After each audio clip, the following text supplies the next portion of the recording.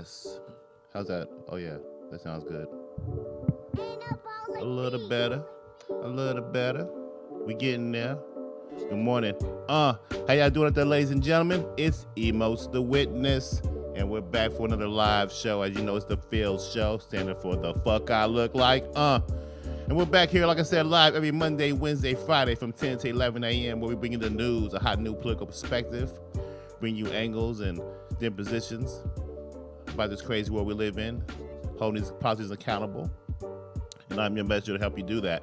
I'm downtown at 120 East Market Street every Monday, Wednesday, Friday, live with two of the hottest working producers in the business, Wyatt and Malik. So let's get into it, my man. I'm with Wyatt today.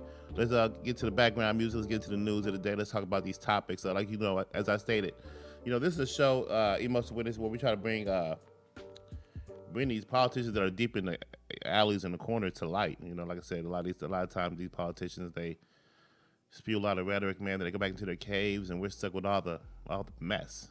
You know, I was someone who was felt disenfranchised and dissatisfied with what happened in the results of the 2020 election, as well as the 2016 to 2020 behavior of our leaders in elected offices. And I was just tired of the noise and the rhetoric.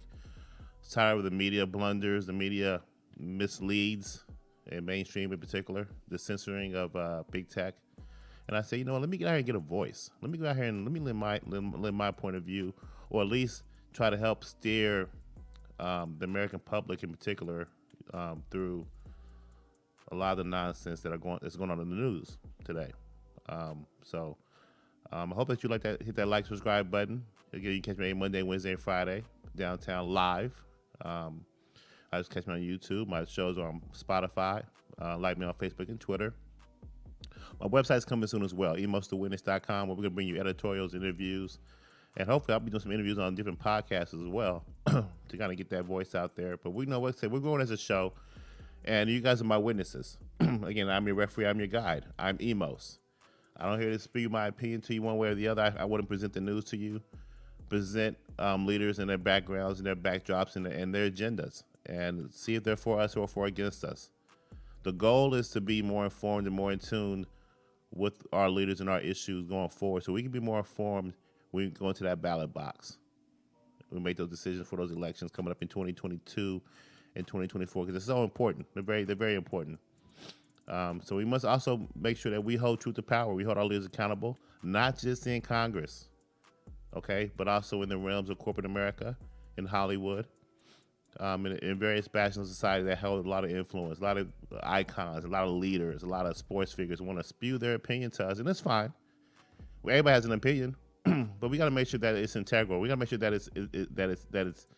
it's genuine when it comes to our causes and our purposes. I'm all about the American people, and our initiatives and our views should come first. But we can't be corrupted. We can't be misled, and that's why I'm having this show to help kind of view and kind of have that skeptical eye. And together, we come together and we decide, you know, who's in our corner, who are the leaders that we should have elected going forward. We want to get rid of these old leaders in office. We do. It just by principle, just by common sense. We want a fresh perspective, a fresh analysis, a fresh new voice, fresh minds. It's only imperative. It should correlate with what's going on with this great innovation in society. You know, as a people, we're growing. We're doing great things. You know, I mean, I'm hoping we get these electric cars figured out. I hope we get a new currency system that kind of competes with the dollar, but doesn't destroy the dollar, but also kind of boosts up in other economies around the world as well. Just a lot of innovation you see every day. Just technology we see coming up, people with great ideas, and I just think that we should kind of, proponent of getting rid of term limits. That's another thing. So again, like I said, holding truth to power, so that when you go into those ballot booths and make that election decision in 2022, we're more informed. But also, we got to make sure we protect our constitutional values and traditions. The right to bear arms, freedom of speech, freedom of protest. I bring it up every show, but it's important. That's what it's all about. That's what the battle is. You keep if a particular party keeps eroding those laws, eventually you have tyranny. Eventually you have people running over you. Okay? Let me must a witness. Hit that like, subscribe button. Catch me every Monday, Wednesday, Friday, live from 10 to 11 a.m. Wave 1 Media. Hit that like, subscribe button. So like I said, every Monday, Wednesday, Friday, I have a show, but I try to change the theme up. On Monday, I try to bring you a lot of the news, a lot of what's going on in the world today, a lot of foreign policy talk a little bit. On Wednesday, I like to spotlight a politician or a leader or a corrupt investigation. And then on Friday, I like to do a little freestyling. Give you the news, but give you kind of little different angles. I want to implement a sports talk element on Friday, and just kind of get more loose with it, get you going on into the weekend, and hopefully, leave out on a positive note after a rough week. Because like I said, this week and as many other weeks in the past have been full up and down. You live your life every single day, but you don't really. I guess like the pulse of the country, in my opinion, is really lackadaisical, laid back. Now that we have we match our leader. Our leader's kind of laid back and old. But you look at what he's doing, and you look at some of the policies that are being implemented, and just kind of seem like we're headed down the wrong path. I'm seeing a lot of talk about tax hikes. There's another tax hike article out there that I'm going to wait till Friday to get into, but he wants to increase tax hikes for another 1.8 million he's trying to receive in funds. I just think too much taxing and overspending, and it's gonna lead to less jobs and more corporate. A lot of these reversals, a lot of corporate companies will probably be leaving or not hiring at all. Going forward based on these policies. But I don't want to get that. I want to talk about the politician I want to highlight today is Stacey Abrams. She's a Georgia former governor of Georgia candidate that she ran for office back in 2018 and lost to Governor Brian Kemp. As you know, Georgia's a hot spot for a lot of the election irregularities, a lot of the election dispute in the 2020 election. Excuse me.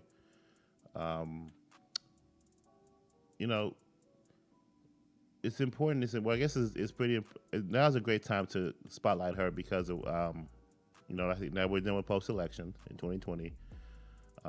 But Georgia has some new laws, voting laws passed recently, and the Democrats in Georgia are crying, or Democrats in general are crying foul, crying voter suppression, while the Republicans are promoting voter rights and securing the voter rolls and voter integrity. And as you see the results of the 2020 election, a lot of Americans want voter integrity. They want to ensure that their vote counts and ensure that the election laws are secure and they're not tampered with. Now, when these voting laws were passed recently in Georgia, and they're calling voter suppression laws in from the Democratic side, but at the same time, you see a lot of protection going on. You see a lot of what you wish it was a cleanup of the voting rolls. And I'm going to go on through some of the politics that are being played, and we'll do a fact check to see what's right and what's wrong when it comes to the most recent voting law, and where does Ms. Abrams stand. We'll dig into her history, and also we'll dig into her some of the corrupt angles, potentially, including her sister being a judge, and some of the laws that she passed or some of the rulings that she made that actually had a direct effect on the January recall count in Georgia. So we also want to touch base on what's going on in Arizona. They also having a recount there, and I believe in Nevada. We'll double check that. But like I said, this is what we need. This is what's going on in the background. A lot of these cities or states that had issues in 2020 election are now their lawyers are doing a review, trying to see what happened. How can we correct it? How can we solidify your vote going forward? And it's important, guys. we can't get into politics and say that someone's doing this for certain reasons. If we need to clean up the voting rolls, and it's by law to do so, and it's permitted, and you have names on the rolls that are people are dead or no longer existing, or it's false information or duplicates, you gotta clean that up. I mean, it affects votes. And if you want to say that, oh, we're suppressing XYZ society, well, let's get into that. Let's get into a little bit of that. Let me first give you a little bit about Stacey Abrams' background. Stacey Abrams is an American politician, lawyer, voting rights activist, and author who served on the Georgia House of Reps from 2007 to 2017, serving as minority leader from 2011 to 2017. And she's a member of the Democratic Party. She founded Fair Fight Action, which is an organization to address voter suppression. In 2018, her efforts have been widely credited for boosting voter turnout in Georgia, including the 2020 presidential election, where Joe Biden won the state. And in Georgia 2020 and 2021 U.S. Senate election and special election, she gave Democrats control over the Senate.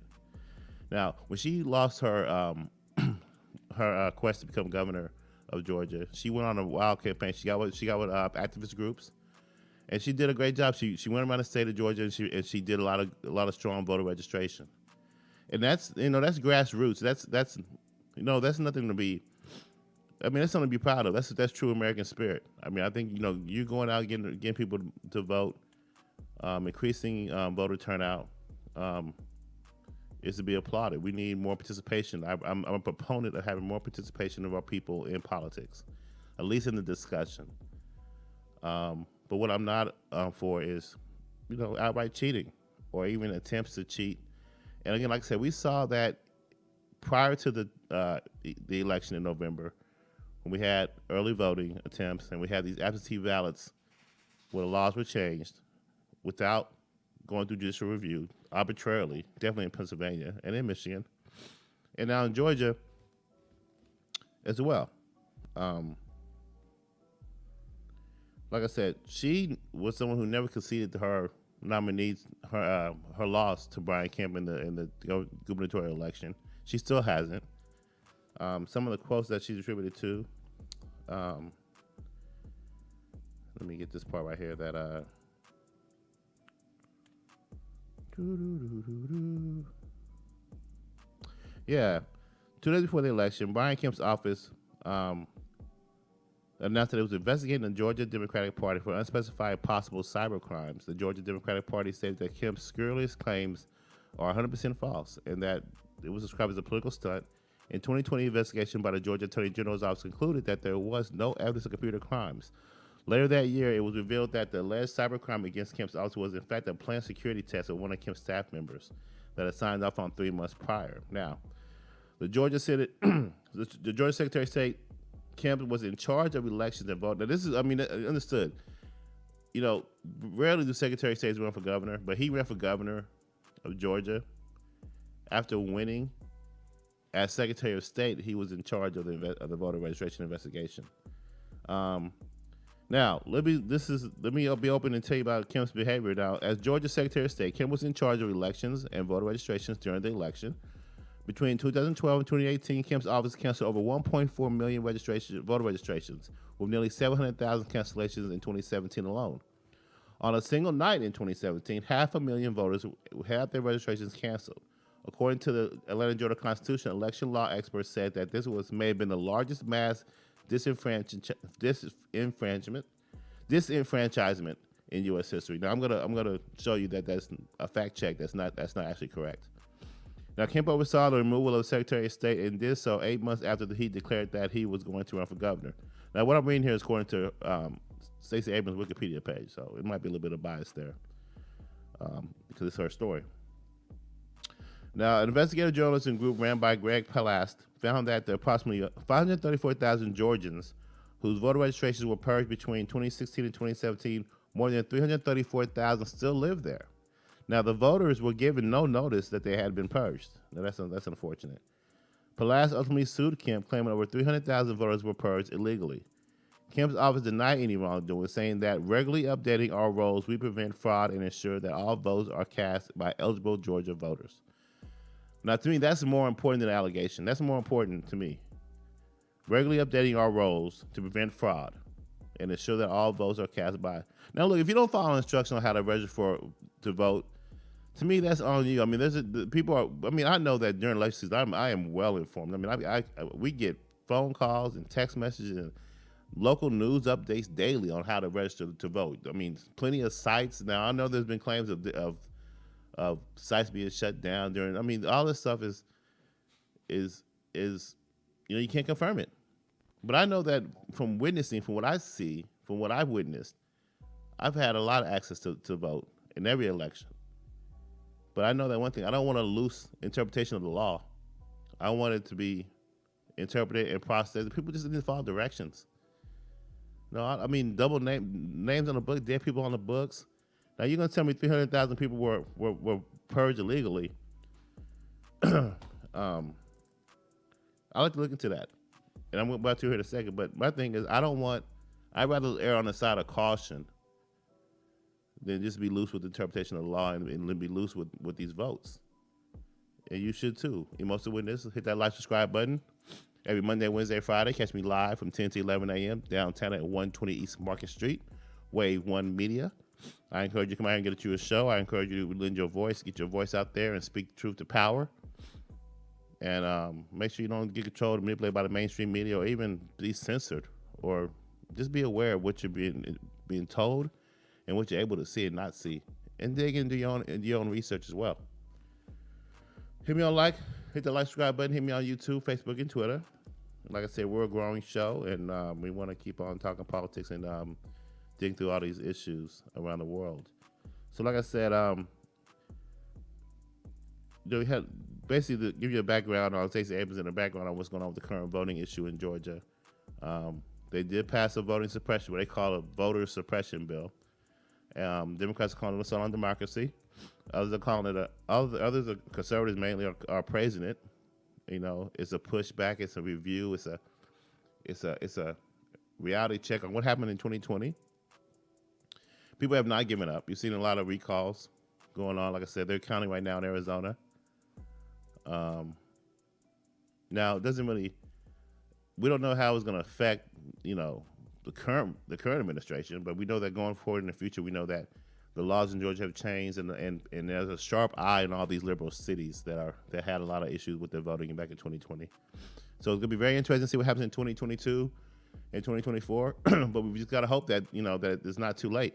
We gotta hope that the damage that was done from censorship to just misleading to blacking out the whole communication of a whole former administration. Can you do that again? Can you cheat on a campaign? Can you spy on a campaign in 2024 like you did in 2020? It appears so thus far, because no one has been held accountable truly for those actions. But the American people have a sharper eye this time. But you just kind of look at the combination of the immigrants, the influx in illegal immigrants, the changes in the laws that were made in 2020. Is it enough to review and change them back in before 2022? We don't know. The Democratic Party is pretty much split. There's a lot of swamp cleaning. There's a lot of establishment Republicans still in there, ready to trip up the president. It's still the president's party, but he has a lot of cleaning up to do. It's still a nationalistic party, but he has a lot of turncoats in there. Would he better clean that up in time and bring about new young leadership that is representative of him and his policy before 2022? Emos, it looks like we got a comment right here. Okay. Cameron Harris. You want me to ask this right now, or you want to wait till the end? You can ask it now. That's cool. Okay, yeah. Cameron Harris asked, are you wearing that mask for protection or for show? Both. And I don't even think it's really working that way, because a lot of times I'll pull the mask up and drink some water. You may see my face a little bit. Half the time I'm walking down the street and people can, see me as I walk in. But, really it's to protect the innocent, protect myself. I think that I'm going to have an unveiling one day soon, because, initially when I started this show, it took me a while to do it, because a lot of fear, a lot of backlash I thought I might receive from friends and family. So I said, let me go and, as part of a promotional thing and part of just kind of hiding my face initially, until I get my message already out there fully, I'll wear this mask. But yeah, I wear the mask to kind of cover my face out, to kind of just kind of protect the innocent family, things like that. Politics, man, I'm telling you, you think that You can come out here and speak your mind. A lot of people are crazy. A lot of people don't. If they don't like your opinion, they can retaliate in all kind of ways. But it really is it's really just more a promotional thing. Kind of touch on the idea that a lot of people have different opinions, and it's like it's hard to kind of get your voice out there when people are kind of drowning you out, as a majority. So it's really more like a symbolic thing in my thinking.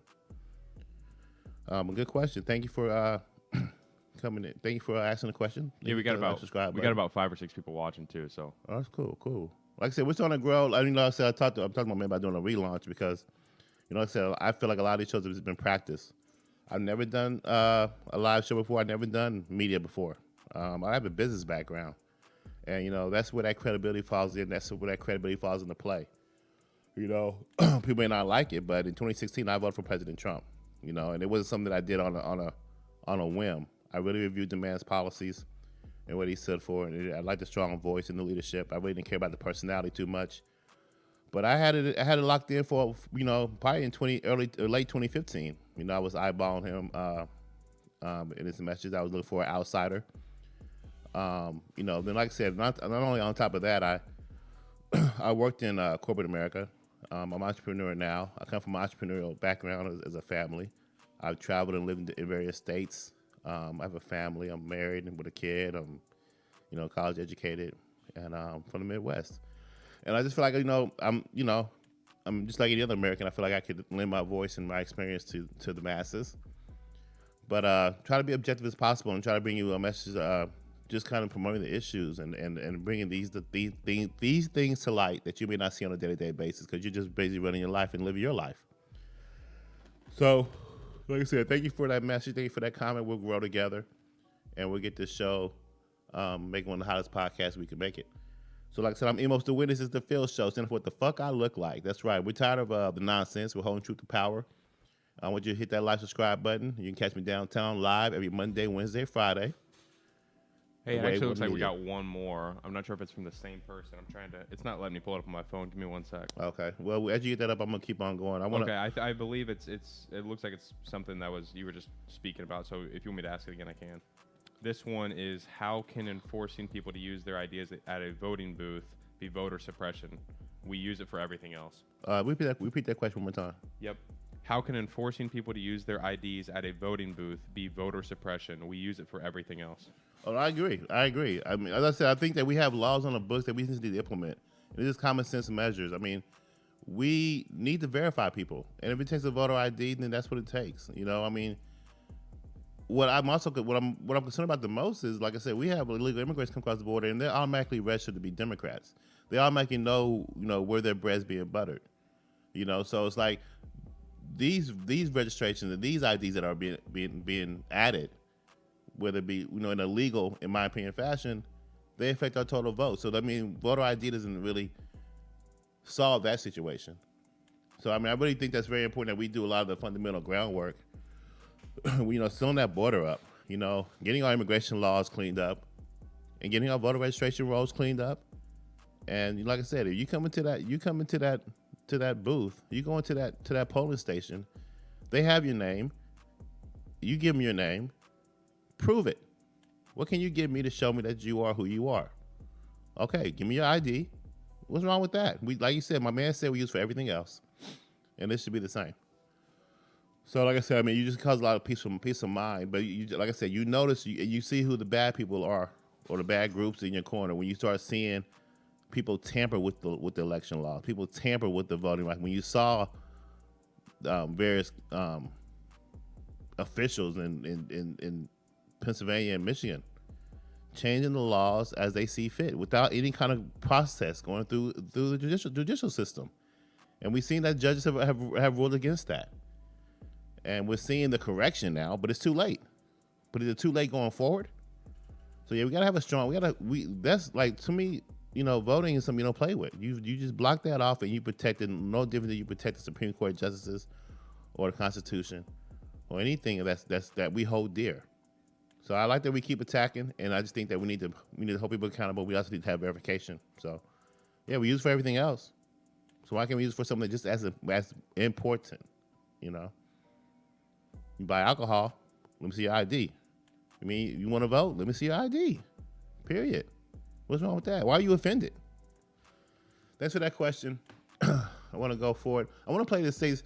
Like I said, I'm trying to get on Stacey Abrams. I want to show you how they talk about voter suppression and racial attacks when it comes to these voting laws, and it's just a political stunt. When her and her people do the same thing or attempt to actually be just as corrupt or cheating as possible on the other side. This is video real quick on YouTube, man. Stacey Abrams and her corrupt sister judge. Then we can play that right there. I think that's the middle one, actually. Oh, my fault. Here we go, yeah. Georgia counties must reverse a decision to remove thousands of voters from the rolls ahead of the January 5th runoff elections that will decide which party controls the Senate. The judge who made the ruling is Leslie Abrams Gardner, the sister of failed gubernatorial candidate Stacey Abrams. According to Judge Abrams Gardner, the counties are not allowed to remove any challenged voters on the basis of national change of address data. The bulk of the registrations that the counties wanted to rescind, more than 4,000 of them, were in a county that voted predominantly for Joe Biden. The state is at the center of allegations of massive voter fraud. Nearly 2.1 million people have already voted in the Senate runoff you can stop it. in Georgia. Secretary of See that those counties are already. This is back in January. So just kind of give you a little history. Like, these counties were already under investigation for voter fraud. Okay. Now I mentioned before, reading the Wikipedia page, that Brian Kemp, as Secretary of State, suppressed a lot. Well, not suppressed, but he cleaned up the voter rolls. He took a lot of names on the book, and they claimed about 334,000 people may have been disenfranchised. But with the fact of the matter is, they still could have went in there and voted. They still could have went in there and showed the ID and got the opportunity, the right to vote, because they'd have been showed they registered Georgians, and they would have proved that they are citizens of that state and they're eligible to vote. That's how the process works. That's how the checks and balances work. You got to be able to do both. You got to be able to keep it clean, and then you got to have a safeguard in place to make sure that people still have that opportunity to vote. And that was never in jeopardy. But if you look at this video right here from Stacey Abrams and her sister, they actually blocked cleanup of the voting rolls, allowing potential illegal votes to occur. Now, Brian Kemp still won the governor race, and as a result, you can see Stacey Abrams has still not conceded. That's like a spoiled brat. That's like a baby stomping, huffing and puffing in a supermarket because she can't get her way. I mean, here we are 3 years later, almost 2 years removed, almost, and she still can't concede the governor election. See, to me, that points to the character. I don't want any kind of official in office who has that kind of a stubbornness, or who's arrogant, in office, wielding all kind of power. They're hall monitors, just anything to do to get power, to tell you what to do, to tell you how to think. You can't pull the wool over our eyes. We can see it. Now, see, I'm saying it's about how you look at things. Like when I see a video like that, I see voters, I see cheating, I see a loose interpretation of the law. And when I see a voting roll being cleaned up, but still seeing opportunities for you to still have your vote as a citizen, I see integrity. I see you protecting the voter laws, securing it. That's what I see. So this USA Today article is like a fact check. Okay, Stacey Abrams had a Georgia governorship stolen by her. So we're going to check out both of these to see what's true. By a corrupt Secretary of State, then registered 800,000 new voters. Now, how much? Okay, let me see. As unfounded claims of fraud spread online in the wake of the 2020 election, previous questionable elections are coming back to spotlight. An Instagram post depicted Georgia Democrat Stacey Abrams beside text claims her 2018 run for governor was stunted by a dirty politician. That's her claim. Stacey Abrams had a governorship of Georgia stolen from her by a corrupt Secretary of State who abused his office to suppress the vote and hand himself the election. Excuse me. What did she do? She rolled up her sleeves and registered 800,000 new voters and is about to flip her state blue. That's according to an Instagram post by the liberal account, The Other 98%. Now, the other 98% did not respond to USA Today's request for comment, but they're going to fact check their claim. Now, they're saying that post online, the Georgia Governor Brian Kemp's 2018 win is partly false. In 2018, Abrams ran for governor against Republican Brian Kemp, who at the time was Georgia's Secretary of State. As Secretary of State, Kemp was in charge of running the state elections. During his 10-year role, he trimmed more than 1.4 million inactive voters with low income and minority Georgians mostly likely have their registrations canceled. According to the Atlanta Georgia Constitution, over 668,000 of those registrations were canceled in 2017. In the lead up to the 2018 elections, Georgia put 53,000 voter registrations on hold, the majority of them black voters, for additional screening. Now, Charles Bullock, a professor of political science at the University of Georgia, told USA Today maintaining the accuracy of voters lists is permitted under law, which often means removing voters, and that the holds would not have stopped those Georgians from voting. All the persons had to do was show up with their photo ID, which everyone has to have, and they would have been allowed to vote. But by making that claim, maybe that did inspire some more of those people to make sure that they did not vote. That'd be that they did vote, both Democrats and Republicans. I'm gonna read that quote over again. But by making that claim, maybe that did inspire more of those people to make sure that they did vote both Democrats and Republicans. So it has that same law has no effect on one particular party. It affects all parties, all people. Okay? Kemp did not resign from his role until he all but won the election, thus overseeing the election in which he was a candidate. So that's kind of corruptible. We don't agree with that part. There should be some kind of law change when it comes to a Secretary of State running for governor and then turning around and being in charge of the election results if there's any kind of ambiguity. And I do agree with that needs to be corrected. That should have been in the law. But it's uncommon for a Secretary of State to continue holding that office while running in a race. Every Secretary of State who has run for re-election as Secretary of State in Georgia has held on to the office during that. It's just not that common for a Secretary of State to run for governor. Now, here are the claims of broker voting machines. Showing votes cast for Abrams as registering for Kemp rose, and 85,000 more voters were purged from the rolls in the 3 months leading up to the election. Kemp has repeatedly denied he attempted to suppress the vote.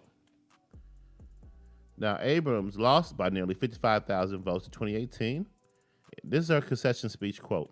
I acknowledge that former Secretary of State Brian Kemp will be certified as the victor in the 2018 gubernatorial election. But to watch an elected official who claims to represent the people in this state baldly pin his hopes for election on suppression of the people's democratic right to vote has been truly appalling. She holds that claim today, by the way. But, of course, if Trump wants to claim voter irregularities in several states and voter fraud and misrepresentations and false things regarding November, we censor him, knock him off his stoop, and we just call him various names and get suppressed by the media. But a Democrat could hold a claim for 2 years and still continue to I don't know. There's a lot of hypocrisy, you guys, and that's what we got to do. We got to expose this stuff on the Emotional Witness Show. We go through it. We got to just kind of, call a spade a spade. If I'm wrong, let me know. The goal is not for me to correct you guys. Actually, the goal is correct me, because I'm a witness. I'm witnessing this stuff, and this is the interpretation that I have. It's for you to come on here and change my interpretation and say, hey, Emos, I agree with you. Let's put a checkbox right here. So next time we see this politician's face pop up, we know what he's about. Or this issue pops up, we know what it's about. I'm just a guy and a resource. That's all I'm trying to aim to be.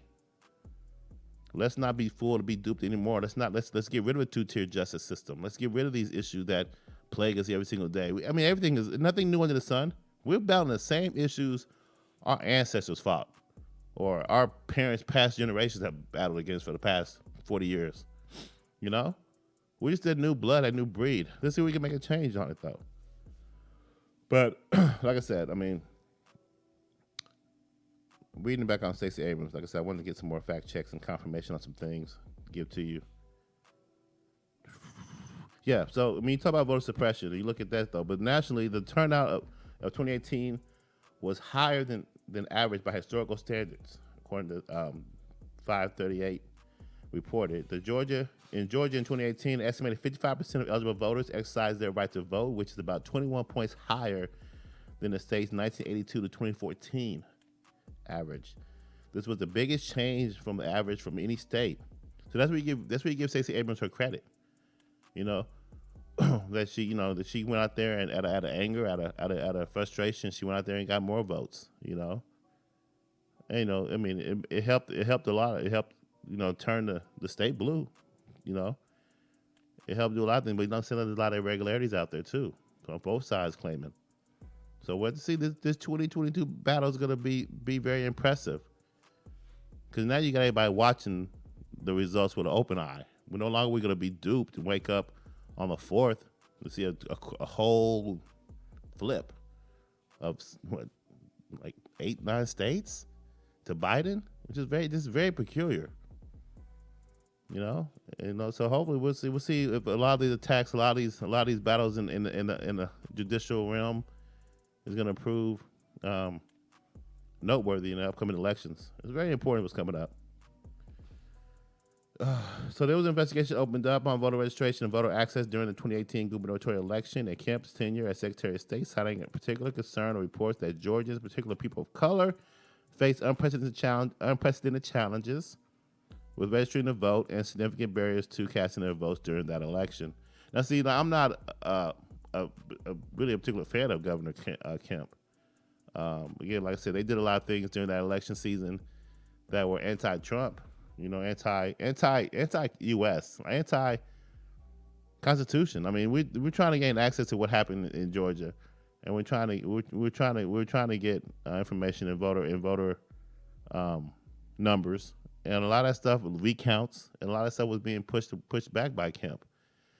I just think the will of the people were being ignored by him in particular. So I'm not really a fan of Kemp, but again, he did some things, and Abrams has done some things. Let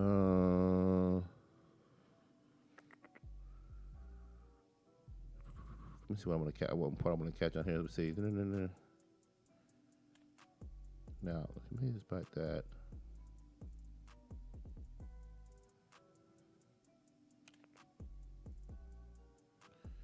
It's unnecessary. Let's see. Maintains the election was not fair. Now, Abrams maintains that the 2018 Georgia election process was not fair. She told the New York Times Magazine in 2019 that while she recognizes Kemp secured enough votes to be governor, does not concede the process was proper, nor do I condone that process. There is very little empirical evidence that Kemp stole the election. So that's what we have, Miss Abrams, you guys.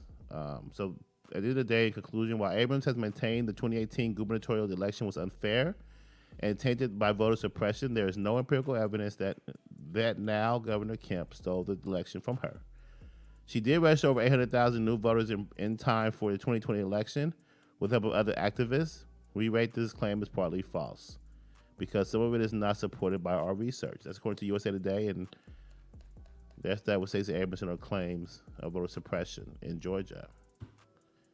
So yeah, that's kind of where we are with the whole voting, and that's how we are. That's where we are with Stacey Abrams. I mean, so what do you think? Hit that like, subscribe button. Hit us on the chat. Is she someone you would vote for? You see her sister in judgeship. That nepotism. She was appointed, and she's making these changes, and it's very just too close to the voting laws and being able to change things up. And she's is she too close to nepotism, or is she a strong leader? I see areas where she could be a strong leader as well. I see that she fights for the American people. I don't know if she fights for all the people or not, but she does some things. She did some things in the Georgia legislature, to prevent like tax increases and things of that nature. So she has a watchful eye when it comes to avoiding any kind of overspending or any kind of corruption that could probably breed through leadership. So I do like that, but kind of gotta watch out. Is she kind of one of those people who does the things she needs to do, anything to win? Anything possible to win? Is she all about trying to consume power as much as possible? A lot of times people fight for these causes, man, just for they have underlying agendas. Look at Bernie Sanders. I mean, Bernie Sanders has been in power, been in office for damn like 80% of his life. I mean, my father walked in as a teenager in government. I don't see too many big ticket agendas that he could tip his hat on. Put he could lay his cap on. is he really for the people and all these causes and trying to reduce college debt or eliminate college debt and all these big social programs he wants to implement? It's like you've been in for decades. You haven't accomplished any of that. Not saying we really want it, per se, from your brand perspective, but I don't know, man. I mean, you don't have much results, much to kind of lean on. So it's like, how serious are you with these social programs? Is it, or just like a political hot button that you use when it's necessary for you to keep power because you have that momentum? So we gotta weed out the real leaders from the fake, who are in our corners, and we'll continue to monitor Stacey Abrams and see what she's about, and see how serious she is and how genuine she will be in the future. So like a lot to be told, a lot to be. Man, I tell you, I'll keep my focus. So yeah, emails to witness. Catch me live every Monday, Wednesday, Friday from 10 to 11. Wave One Media. Come out here and get you a show. Like I said, I encourage you to lend your voice, you guys. When we're in an age of a big party, a big tech censorship, in an age of just division and attacks on our Constitution and its integrity, we need people to battle back and hold those values strong. And I will keep holding that message each and every single time. We'll keep getting better as a show, as an entity, and we'll keep on holding these leaders, let the leaders and officials accountable. Okay, so I want you guys to have a great week. I didn't really get into everything I wanted to get into. I do want to make sure that on Freestyle Friday, I do talk about Governor Gavin Newsom. Wow, he got a recall election coming up. What's going on in the Trump administration or the former Trump administration? What's going on for the cleanup? What's the latest? I've been kind of reviewing an article from Business Insider regarding Trump currently attacking Liz Cheney. I think Liz Cheney wants to kind of run for president, her giving her background. And she's another turncoat establishment Republican that likes to show her true colors when it matters. When Trump is ready to get pounced on, she seems to come out like clockwork, just like Mitt Romney and all the other clowns, Ben Sass. I mean, like I said, I'm telling you, man, the Republicans have a lot, they got a lot to be worried about as a party. I mean, it's a nationalistic party. It is still ran by Trump, but I mean, there's a lot of sabotage within, and I don't know if that can be overcome before 2024. It could be one of those things where Republicans become irrelevant. It could be one of those things where Republicans they're just fighting so much. There's no real leadership. There's no real young leadership that you can point to. That's what the key is. Look at how these politicians attack the young leaders. The Devin Nunes and all that, and even on the Democratic side, I just attacked Abrams. You attack the ones that are the future, and the Republicans, man, they can't seem to get any kind of traction. And I think that they may be in trouble. But then again, like I said, Biden and his policies, are really failing. And it may be one of those situations where by the time the elections come up, then there's going to be a real balance, a real review. You add that to the election issues from 2020, you have another even battle coming up. You don't know who's going to win. But I just don't like a three-tier justice system being. I don't like the three branches of government being controlled by one party. So hopefully we'll see a mix-up. We'll see some change up, and we'll see some results. Hopefully we'll see some unity. And we'll keep promoting that on this show, trying to bridge that gap while holding people accountable. So I want you guys to have a great weekend, a great rest of the week. This is mid-week. We're almost there to the end of the week. I'll see you guys on Friday for a freestyle.